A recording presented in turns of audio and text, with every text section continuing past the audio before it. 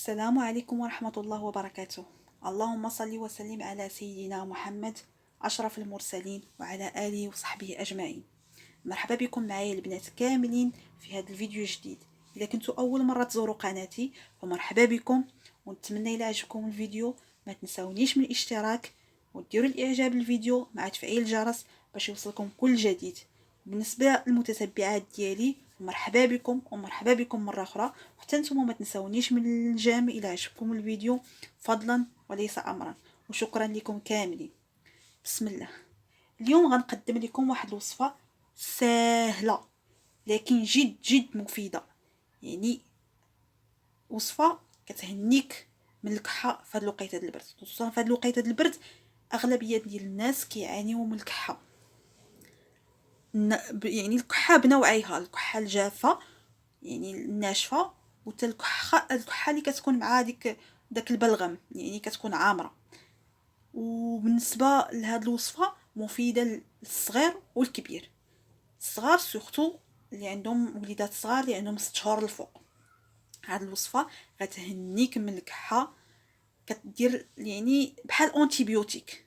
راه اغلبيه الناس في هاد الوقيته كيبقاو ياخذوا لي زونتيبيوتيك من يعني باش تهنيهم من الكحه وقوت الدويان وداكشي كله ماشي طبيعي، وفي الاخر يعني الكحه باقا كاينه ما مشات حتى بلاصه. وتا الدراري الصغار الوليدات الصغار ما كتقدريش تعطيهم بزاف ديال الدويان، كتخافي عليهم كتطري عليهم وما كتعرفي ما تعطيهم. هاد الوصفه راه زوينه وسهله، والمكونات ديالها راه كاينين في كل دار، وكتهنيك من الكحه وكدير الخدمه ديال لونتيبيوتيك. غير واحد القضيه البنات، اللونتيبيوتيك كما كتعرفوا كيتخاد واحد المده معينه، يعني من 3 ايام حتى 5 ايام. نفس الشيء بالنسبه لهاد الوصفه. هاد الوصفه تاخدوها البنات اولا تعطوها لوليداتكم مده 3 ايام، 3 ايام متابعين. هي في الاخر غنوريكم كيفاش كطلع، كتكون بحال السيرو. كتاخدوها مده 3 ايام فقط. ما واخا حسيتو مازال الكحه كاينه نهار الثالث، ولكن 3 ايام صافي، راه الرابع كتوليو تحسوا بواحد الراحه، يعني كتحسوا الكحه كتنساوها. نهار الرابع الخامس من بعد راه ما كتبقاش الكحه. غير 3 ايام ضروري تحبسي هذه الوصفه، وهي جد جد فعاله وتهنيك من الكحه. وعلى ضمانتي وانا جربتها لبنتي وهي اللي صدقات حسن من كاع الدويان. هاد الوصفه كتكون من جوج المكونات كما قلت لكم موجودين في كل دار. المكون الاول هو الليمون. الليمون راه تبارك الله موجود وعطا الله الخير. الليمون انا خديت ليمونه كبيره، ممكن تاخذوا الماندارين حتى هو الا خديتي على حسب يعني عدد الاشخاص اللي غيتناولوا هاد الوصفه. الا كانوا ما تاخديها غير نتيا راه بارك عليك هاد الليمونه كبيره، ولا جوج مندالينات صغار، اولا البيبي ديالك حتى هو هاد الليمونه كبيره بركه، ولا جوج مندالينات صغار.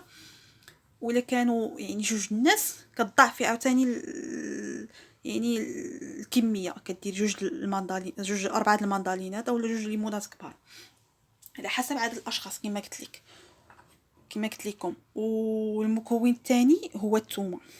الثومه راه تبارك الله راه غنيه بالفوائد ديالها، وراه حتى هي اونتيبيوتيك، وراه كدار في شحال من وصفه ومزيانه وسخونه وطبيعيه ومفيده مفيده مفيده مفيده. نتوما البنات راه كنصحكم تبقاو ديروها في اي حاجه في كاع طيابكم، تحاولوا تدخلوا فيه الثومه وسكينجبير، راه زوين في هاد الوقيته ديال هاد البرد. يعني كيعطيو واحد يعني ما كيخليوكش تحسي بالبرد، وكيقويو مناعتك، سورتو المناعه. راه الثومه راه زوينه المناعه. وبالنسبه لي انايا هنايا في هاد الوصفه خديت ليمونه كبيره، غناخذ جوج دروس ديال الثومه، جوج مندالينات، جوج دروس ديال الثومه ياكو، 3 د المندالينات، 3 د الدروس ديال الثومه. اللي خدات المندالين، اللي خدات الليمون الكبير خدات جوج ليمونات كبار، 4 دروس ديال الثومه. يعني كتحاولي توافقي بيناتهم.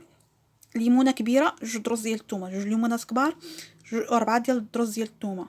بالنسبه للمندالين جوج مندالينات، جوج دروس ديال الثومه، 4 المندالينات، 4 دروس ديال الثومه، 3 المندالينات، 3 دروس ديال الثومه. يعني نفس الكميه ديال الليمون تقريبا كان وزنها مع نفس الكميه ديال الثومه. كناخذوا الليمون ديالنا مقشر. انا هنا وجدته ديجا مقشر، حيت لي غير القشور ديال برا وخليت هادشي ماشي مشكل. ديرهم في كاسرونه البنات.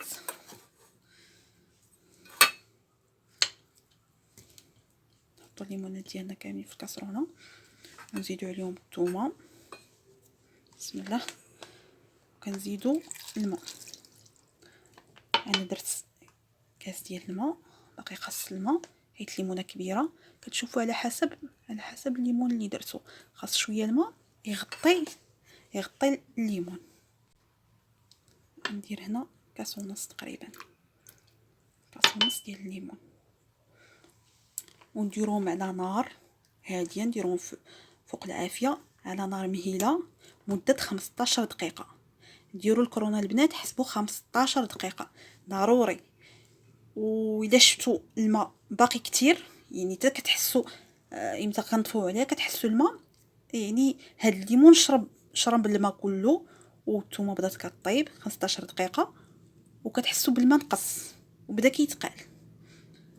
حسيتوا بالماء يعني باقي كتير وباقا جاريه، كتزيدوا شويه من العافيه باش داك الماء يتبخر والوصفه ديالنا تقال شويه، ماشي تقال ولكن المهم تكون التكستور يعني بحال السيرور كما قلت لكم.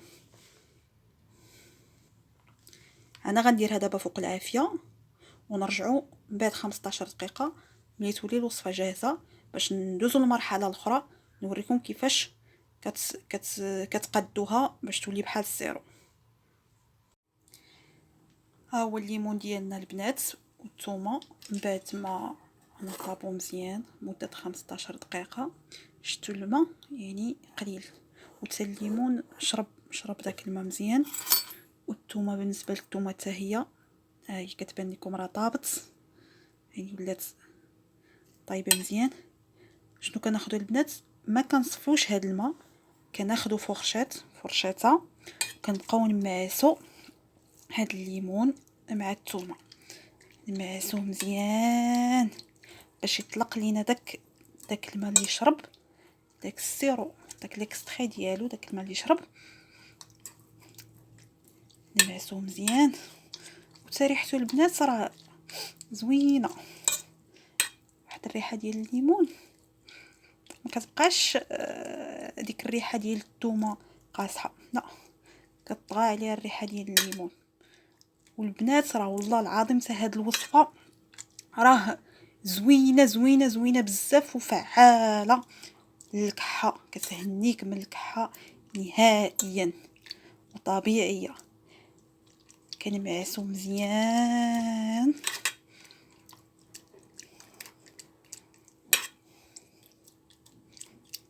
حتى كيطلق داك الماء ديالو كامل، حتى كيطلق مزيان. كنمعسو مزيان كنخلطو الثومه حتى هي كنبجعوها مزيان حتى كيطلق داك الماء ديالو ونصفيوه ديك الساعه.